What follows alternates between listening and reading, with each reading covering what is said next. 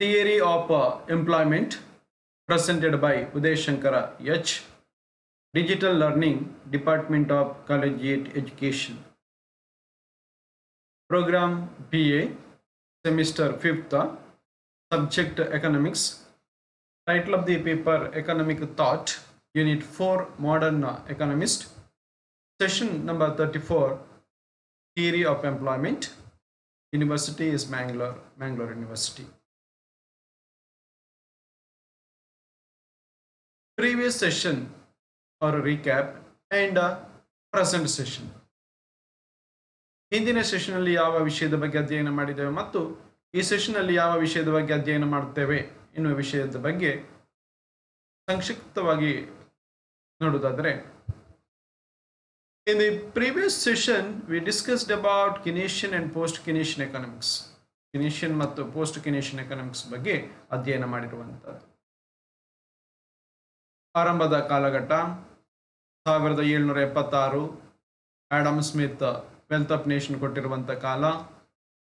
1936 John Maynard Keynes general theory employment theory, general theory of employment, interest and money ಕೊಟ್ಟಿರುವ ಕಾಲಘಟ್ಟ. 1930ರಲ್ಲಿ ಆದಂತಹ great ಡಿಪ್ರೆಷನ್ನ ಕಾಲಾವಧಿ.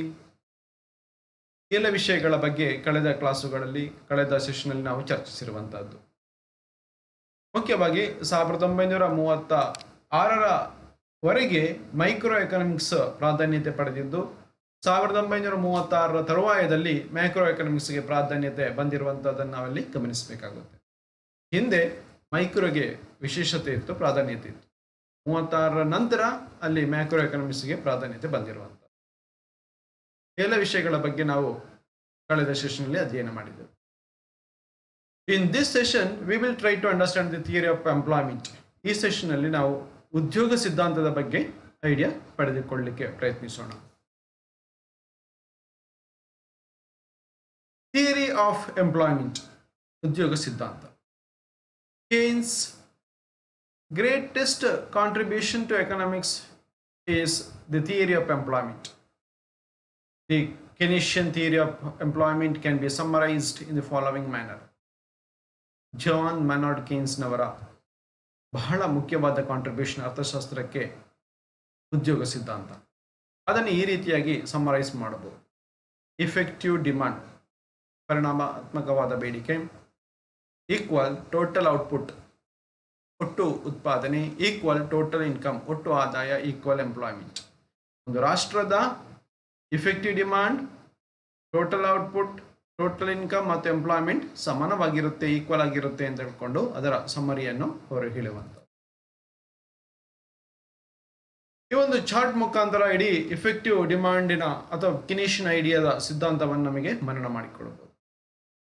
Effective demand, income, employment ಮತ್ತು output ಅನ್ನು ಬಹಳ ಮುಖ್ಯವಾಗಿ ಪರಿಗಣಿಸುವಂಥದ್ದು. ಒಟ್ಟು ರಾಷ್ಟ್ರದ ರಾಷ್ಟ್ರೀಯ ಆದಾಯ, ಒಟ್ಟು ಉದ್ಯೋಗ, ಒಟ್ಟು ಉತ್ಪಾದನೆ ಅನ್ನು ಪರಿಗಣಿಸುವಂಥದ್ದು. ಇಲ್ಲಿ ಇಫೆಕ್ಟಿವ್ ಡಿಮಾಂಡ್, ಪರಿಣಾಮಾತ್ಮಕ ಅಥವಾ ಪರಿಣಾಮಾತ್ಮಕವಾದ ಬೇಡಿಕೆಯನ್ನು ಅವರು ಹೇಳಿರುವಂಥದ್ದು. ಒಂದು ರಾಷ್ಟ್ರದಲ್ಲಿಯ ಬಿಸ್ನೆಸ್ ಅಥವಾ ಕಂಪನಿಗಳ ಅಥವಾ ಇಂಡಸ್ಟ್ರಿಗಳ ಲಾಭ, ಸೇಲ್ಸ್ ಆ ರಾಷ್ಟ್ರದಲ್ಲಿಯ ಎಫೆಕ್ಟಿವ್ ಡಿಮಾಂಡ್ ಅನ್ನು ಹೊಂದಿಕೊಂಡಿದೆ ಅಂತ ಹೇಳ್ಕೊಂಡು ಕಿನಿಷಿಯನ್ ಥಿಯರಿಯಲ್ಲಿ ಜೇಮ್ ಕೀನ್ಸ್ ಹೇಳುವಂಥದ್ದು. ಇಫೆಕ್ಟಿವ್ ಡಿಮಾಂಡ್ ಕಡಿಮೆ ಇದ್ದರೆ ಅಥವಾ ಎಫೆಕ್ಟಿವ್ ಡಿಮಾಂಡ್ ಇಲ್ಲದಿದ್ದರೆ ಆ ರಾಷ್ಟ್ರದಲ್ಲಿ ಡಿಪ್ರೆಷನ್ ಆಗುತ್ತೆ, ಬೇಡಿಕೆ ಕಡಿಮೆ ಆಗುತ್ತೆ, ಇನ್ವೆಸ್ಟ್ಮೆಂಟ್ ಕಡಿಮೆ ಆಗುತ್ತೆ, ಎಲ್ಲವೂ ಕೂಡ ಇಳಿಮುಖವಾಗಲಿಕ್ಕೆ ಸಾಧ್ಯತೆ ಉಂಟು ಅಂತ ಹೇಳ್ಕೊಂಡು ಜಾನ್ ಮೆನಾರ್ಡ್ ಕೀನ್ಸ್ ಹೇಳ್ತಾನೆ. ಸೊ ಅದರಿಂದಾಗಿ ಯಾವುದೇ ಒಂದು ರಾಷ್ಟ್ರ ಅಭಿವೃದ್ಧಿ ಆಗಬೇಕಾದ್ರೆ ಅಥವಾ ಯಾವುದೇ ಒಂದು ರಾಷ್ಟ್ರದಲ್ಲಿ ಬೇಡಿಕೆ ಬರಬೇಕು ಅಂತಾದರೆ, ಆ ರಾಷ್ಟ್ರ ಪ್ರಗತಿ ಪಥದಲ್ಲಿ ಹೋಗಬೇಕು ಅಂತಾದರೆ ಇಫೆಕ್ಟಿವ್ ಡಿಮಾಂಡ್ ಬಹಳ ಪ್ರಾಮುಖ್ಯತೆ ಎಂದು ಜಾನ್ ಮೆನಾರ್ಡ್ ಕೀನ್ಸ್ ಆತನ ಜನರಲ್ ಥಿಯರಿ ಆಫ್ ಎಂಪ್ಲಾಯ್ಮೆಂಟ್ ಅಲ್ಲಿ ಹೇಳ್ತಾನೆ. ಇಲ್ಲಿ ಹಾಗಾದರೆ ಎಫೆಕ್ಟಿವ್ ಡಿಮಾಂಡ್ ಅಂದ್ರೆ ಏನು, ಅದನ್ನು ನಿರ್ಧರಿಸುವುದು ಯಾವುದು, ಅದಕ್ಕೆ ಇನ್ಫ್ಲುಯೆನ್ಸ್ ಆಗುವಂಥ ಫ್ಯಾಕ್ಟರ್ಗಳು ಯಾವುದು ಎನ್ನುವಂಥ ಸಂಶಯಗಳು ಬರುತ್ತೆ. ಇಫೆಕ್ಟಿವ್ ಡಿಮಾಂಡ್ ನಿರ್ಧರಿಸುವುದು ಹೇಗೆ ಅದನ್ನು ಈ ಚಾರ್ಟಲ್ಲಿ, ಇಡೀ ಇದರ ಚಾರ್ಟಲ್ಲಿ ನಮಗೆ ಅರ್ಥೈಸ್ಕೊಳ್ಬೋದು. ನೋಡಿ, ಇಫೆಕ್ಟಿವ್ ಡಿಮಾಂಡ್ ಎನ್ನುವಂಥದ್ದು ಒಂದು ರಾಷ್ಟ್ರದ ಆದಾಯ, ಉದ್ಯೋಗ ಮತ್ತು ಔಟ್ಪುಟ್ ಅನ್ನು ನಿರ್ಧರಿಸುವಲ್ಲಿ ಪ್ರಮುಖವಾಗಿ ಪಾತ್ರ ವಹಿಸುತ್ತದೆ. ಇದು ಮುಖ್ಯವಾಗಿ ಎಗ್ರಿಗೇಟ್ ಡಿಮಾಂಡ್ ಮತ್ತು ಎಗ್ರಿಗೇಟ್ ಸಪ್ಲೈ ಆಧಾರದಲ್ಲಿ ನಿರ್ಧಾರವಾಗುವಂಥದ್ದು, ಅಥವಾ influencing factor for the effective demand is majorly ಎಗ್ರಿಗೇಟ್ demand and ಎಗ್ರಿಗೇಟ್ supply. So ಇಲ್ಲಿ ಎಗ್ರಿಗೇಟ್ ಸಪ್ಲೈಯ ಮುಂದುವರಿದ ಭಾಗ ಇಲ್ಲ, ಅಲ್ಲಿಗೆ ನಿಲ್ಲಿಸ್ತಾರೆ. ಎಗ್ರಿಗೇಟ್ ಡಿಮಾಂಡ್ ಮಾತ್ರ ಮುಂದೆ ಕಂಟಿನ್ಯೂಷನ್ ಆಗಿ ಇಲ್ಲಿ ತನಕ ಮುಂದುವರಿತಾ ಹೋಗುತ್ತೆ. ಇಲ್ಲಿ ಎಗ್ರಿಗೇಟ್ ಸಪ್ಲೈ ಪೂರೈಕೆ ಮಾಡುವ ವಿಷಯದ ಬಗ್ಗೆ ಇರುವಂಥದ್ದು. ಇದು ಉತ್ಪಾದಕನ ಸಂಬಂಧಪಟ್ಟ ವಿಷಯ, ಪೂರೈಕೆ ಎನ್ನುವಂಥ. ಆತನ ಆರ್ಬಿಟ್ರರಿ ಆಗಿ ಅಥವಾ ಸ್ವಯಂ ಆಗಿ ಇಂತಿಷ್ಟು ಉತ್ಪಾದನೆ ಮಾಡಬೇಕು, ಜನವರಿಯಲ್ಲಿ ಇಷ್ಟು, ಫೆಬ್ರವರಿ ಇಷ್ಟು, ಮಾರ್ಚ್ ಇಷ್ಟು, ಡಿಸೆಂಬರ್ ಇಷ್ಟು, ನವೆಂಬರ್ ಇಷ್ಟು ನಿರ್ಣಯಿಸ್ತಾನೆ. ಅಲ್ಲಿ ಯಾವುದೇ ರೀತಿಯ ಇನ್ಫ್ಲುಯೆನ್ಸಿಂಗ್ ಫ್ಯಾಕ್ಟರ್ ಇರುವುದಿಲ್ಲ.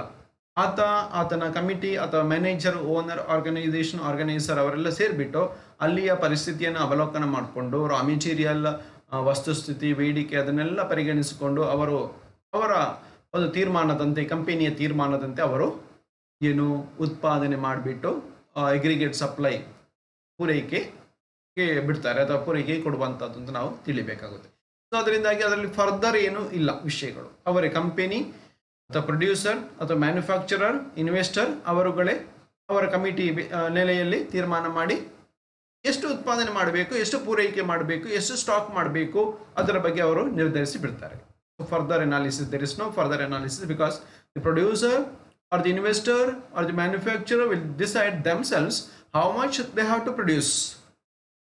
With their level committee, they are fixing the amount of the production in each and every month and each and every week, of course, and even daily wise also.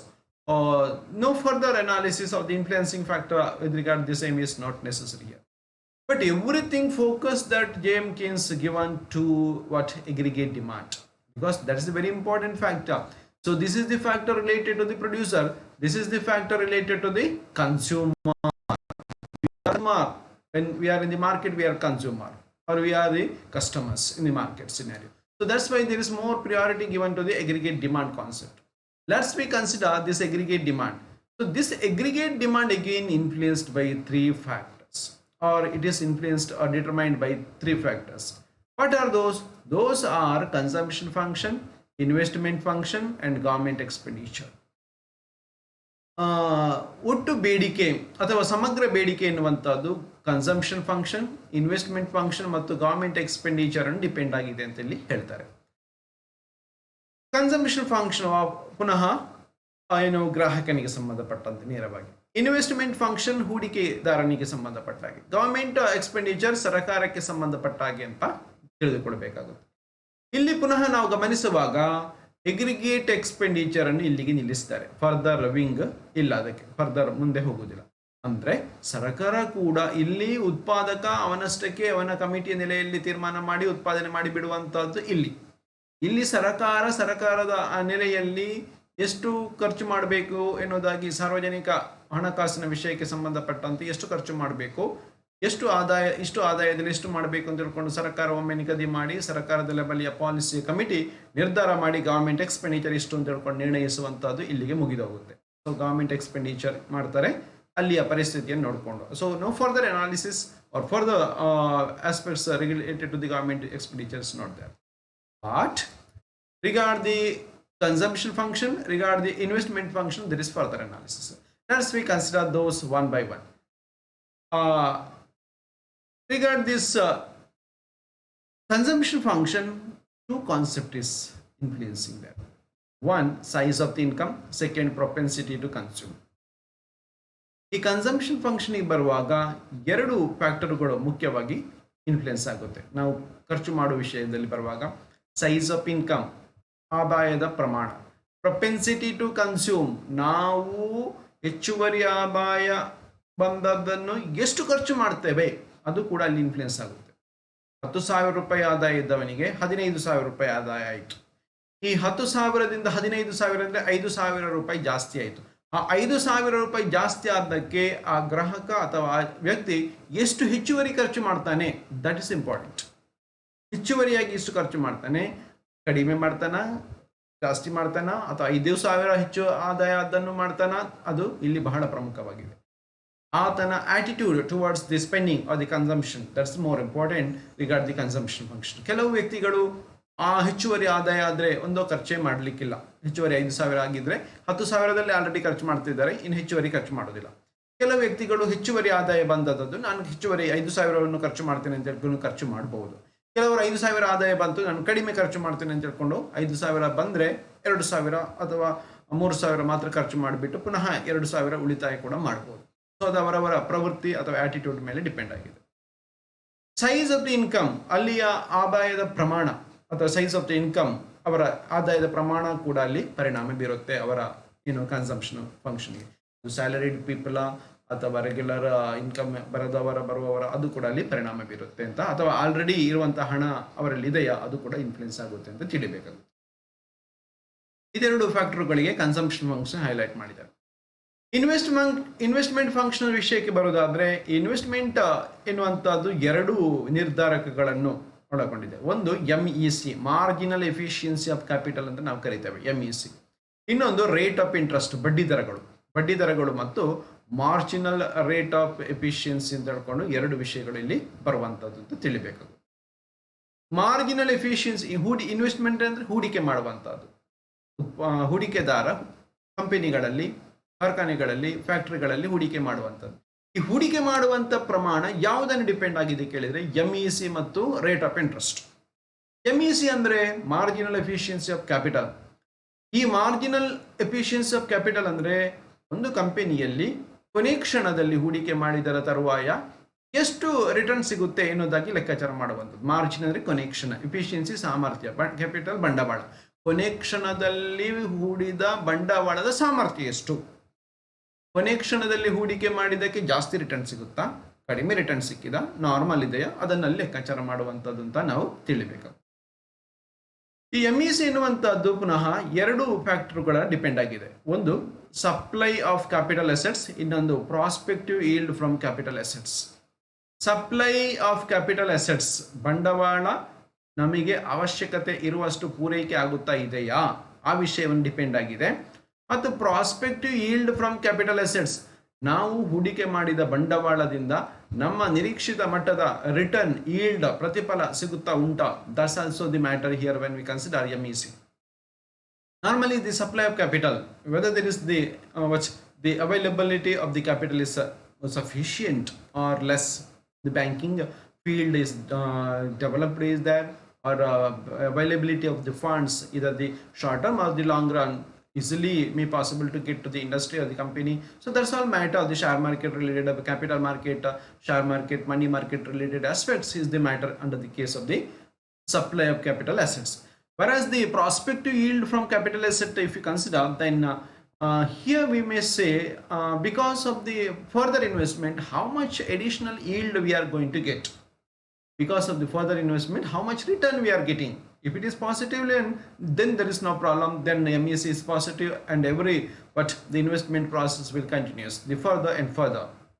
So, in order to know the MEC level, we should know the prospective yield from capital asset also. So that's why influencing factor for this MEC is that supply of capital assets and prospective yield from capital assets. Yes.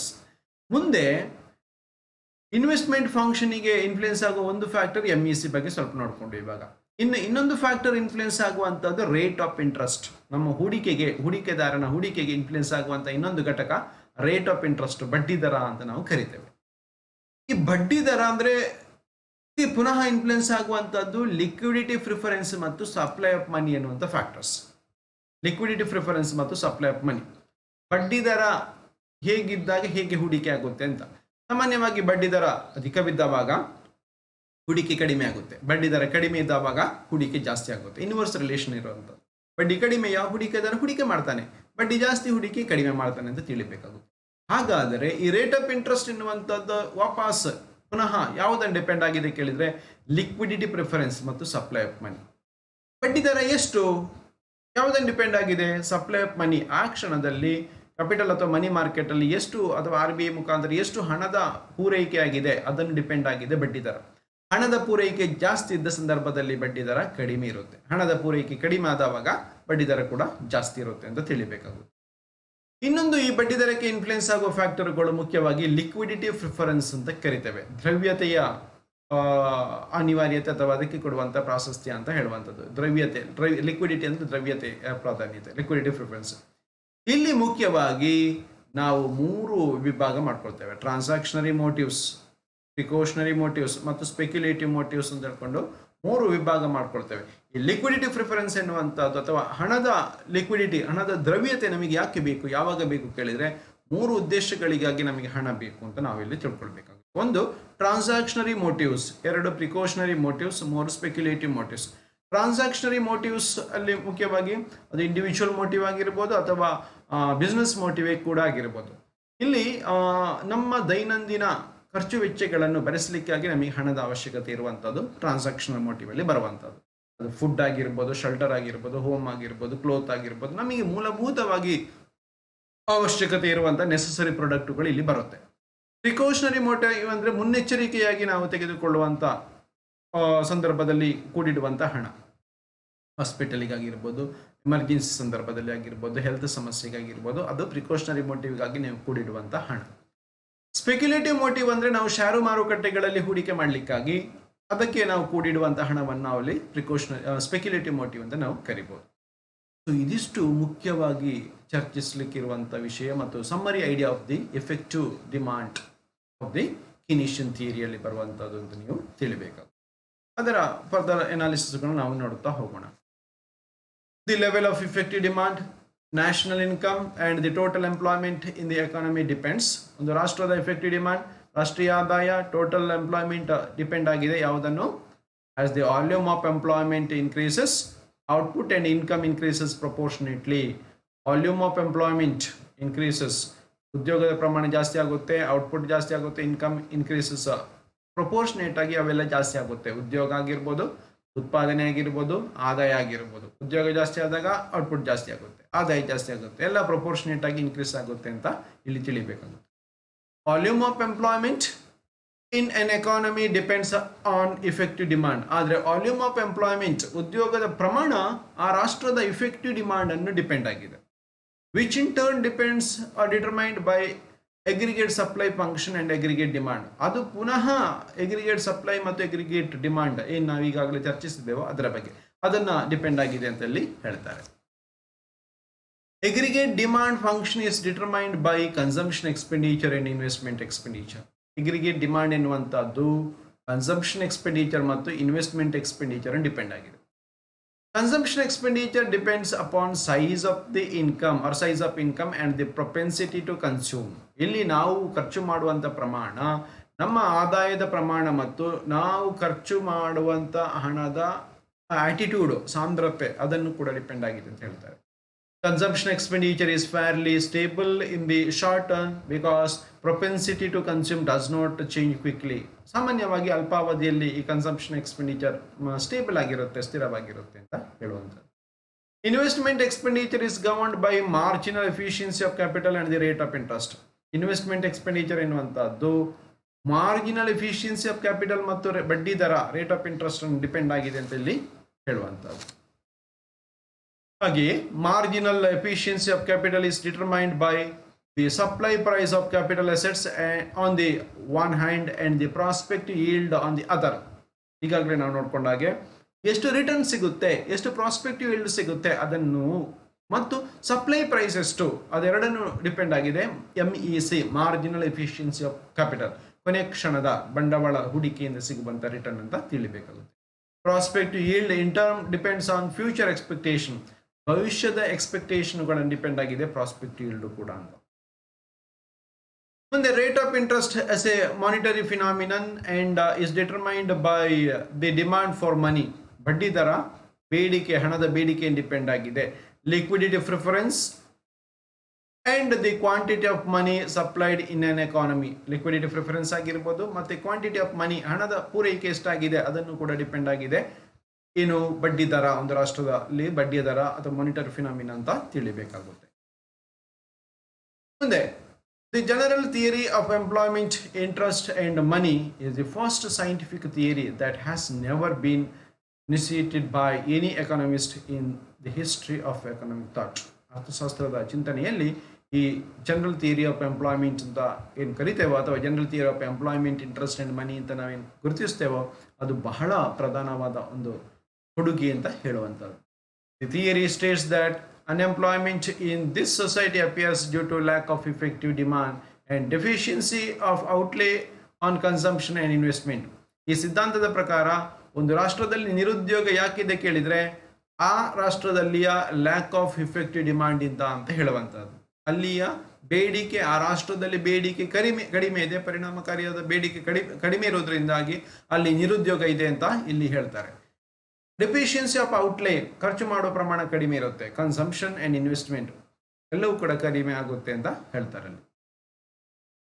He criticized the theory of full employment, which claimed that there would be no unemployment or overproduction in the economy. Iva James Keynes full employment, which was claimed that there would be no unemployment or overproduction in the economy. Criticise ಮಾಡುವಾಗ full employment ಕಷ್ಟ ಸಾಧ್ಯ ಮತ್ತು ಆ ಸಂದರ್ಭದಲ್ಲಿ unemployment ಇರುತ್ತೆ ಅಥವಾ unemployment ಇಲ್ಲ, over production in the ಎಕಾನಮಿಯನ್ನು ಆತ ಹೆಸರಿಸ್ತಾನೆ ಅಂತ ಹೇಳಬೇಕಾಗುತ್ತೆ. ಎಸ್, ಸೆಷನ್ ಸಮ್ಮರಿಗೆ ಬಂದಾಗ in this session we discussed about John Maynard Keynes theory of employment.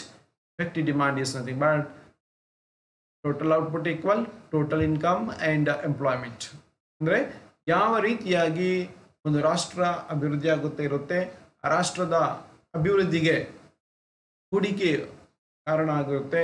ಆದರೆ ಆ ಹೂಡಿಕೆ ನಿರ್ಣಯ ಮಾಡಲಿಕ್ಕೆ ಆ ರಾಷ್ಟ್ರದಲ್ಲಿ ಎಫೆಕ್ಟಿವ್ ಡಿಮಾಂಡ್ ಕಾರಣ ಆಗಿರುತ್ತೆ ಅಥವಾ ಉದ್ಯೋಗ ಕಾರಣ ಆಗಿರುತ್ತೆ. ಉದ್ಯೋಗ ಕಡಿಮೆ ಇದ್ದ ಸಂದರ್ಭದಲ್ಲಿ ಹೂಡಿಕೆ ಕಡಿಮೆ ಇಲ್ಲದೆ ಆಗುವಂಥದ್ದು ಅಥವಾ ಪರಿಣಾಮಕಾರಿಯಾದಂಥ ಬೇಡಿಕೆ ಇಲ್ಲ ಅಂತ ಆದ ಸಂದರ್ಭದಲ್ಲಿ ಹೂಡಿಕೆ ಮಾಡೋದಿಲ್ಲ. ಹೂಡಿಕೆ ಮಾಡದಿರುವಾಗ ನಿರುದ್ಯೋಗ ಆಗುತ್ತೆ. ನಿರುದ್ಯೋಗ ಆದ ತರುವಾಯದಲ್ಲಿ ಎಲ್ಲವೂ ಕೂಡ ಅದು ಚೈನ್ ಥರ ಸಮಸ್ಯೆಗಳು ಕ್ರಿಯೇಟ್ ಆಗುತ್ತಾ ಹೋಗುವಂಥದ್ದು. ಒಂದೊಮ್ಮೆ ಅಲ್ಲಿ ಇಫೆಕ್ಟಿವ್ ಡಿಮಾಂಡ್ ಇದ್ದರೆ ಅಥವಾ ಪರಿಣಾಮಕಾರಿಯಾದಂಥ ಬೇಡಿಕೆ ಆ ಎಕಾನಮಿಯಲ್ಲಿ ಇದ್ದರೆ ಖಂಡಿತವಾಗಿಯೂ ಅಲ್ಲಿ ಉದ್ಯೋಗ ಸೃಷ್ಟಿಯಾಗುತ್ತೆ, ಪರ್ ಕ್ಯಾಪಿಟಲ್ ಇನ್ಕಮ್ ಜಾಸ್ತಿ ಆಗುತ್ತೆ, ಸ್ಟ್ಯಾಂಡರ್ಡ್ ಆಫ್ ಲಿವಿಂಗ್ ಜಾಸ್ತಿ ಆಗುತ್ತೆ, ರಾಷ್ಟ್ರ ಅಭಿವೃದ್ಧಿ ಪಥದಲ್ಲಿ ಖಂಡಿತವಾಗಿ ಹೋಗುತ್ತೆ.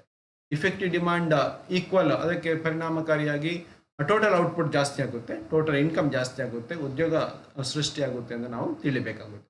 ಅದರಿಂದಾಗಿ ಜಾನ್ ಮೆನಾರ್ಡ್ ಕೇನ್ಸ್ ಪ್ರಕಾರ ಇಫೆಕ್ಟಿವ್ ಡಿಮಾಂಡ್ ಎನ್ನುವಂಥದ್ದು ಬಹಳ ಪ್ರಮುಖ.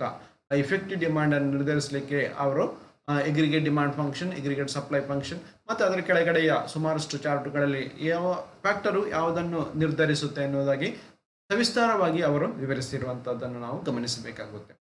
ಸೊ ಇದಿಷ್ಟು ಮುಖ್ಯವಾಗಿ ಜಾನ್ ಮೆನಾರ್ಡ್ ಕೇನ್ಸ್ ಅವರ ಇಫೆಕ್ಟಿವ್ ಡಿಮಾಂಡ್ ಅಥವಾ ಥಿಯರಿ ಆಫ್ ಎಂಪ್ಲಾಯ್ಮೆಂಟ್ಗೆ ಸಂಬಂಧಪಟ್ಟಂಥ ಭಾಗ 1ರಲ್ಲಿ ನಾವು ನೋಡ್ಕೊಳ್ಳಿಕ್ಕೆ ಸಾಧ್ಯತೆ ಇರುವಂಥ ವಿಷಯಗಳು. ಈ ಎಲ್ಲ ವಿಷಯಗಳನ್ನು ಅನಾಲಿಸಿಸ್ ಮಾಡುವ ಸಂದರ್ಭದಲ್ಲಿ ನಾವು ರೆಫರೆನ್ಸ್ ಆಗಿ ನೋಡ್ಕೊಂಡಿರುವಂಥ ಪುಸ್ತಕಗಳಲ್ಲಿ ಮುಖ್ಯವಾಗಿ ಶೀಲಾ ಟಿಎನ್ ಅವರ ಹಿಸ್ಟ್ರಿ ಆಫ್ ಎಕನಾಮಿಕ್ ಥಾಟ್ ಆಗಿರ್ಬೋದು, ಚಿಂಗನ್ ಅವರು ಬರೆದಿರುವಂಥ history of economic thought, Lokanathan ಅವರು ಬರೆದಿರುವಂತಹ a history of economic thought, ಹಾಗೆಯೇ ಸುಶೀಲಾ ಪ್ರಭಾಕರ್ ಅವರು ಬರೆದಿರುವಂಥ ಎಕನಾಮಿಕ್ ಥಾಟನ್ನು ನಾವು ಪರಿಗಣಿಸಿದ್ದೇವೆ ಅಂತ ಈ ಸಂದರ್ಭದಲ್ಲಿ ಹೇಳಲಿಕ್ಕೆ ಇಷ್ಟಪಡುವಂಥ. ಎಸ್, ಧನ್ಯವಾದಗಳು. ಮುಂದಿನ ಸೆಷನ್ನಲ್ಲಿ ಇನ್ನೊಂದು ವಿಷಯದ ಬಗ್ಗೆ ನಾವು ಚರ್ಚಿಸೋಣ. ವಂದನೆಗಳು.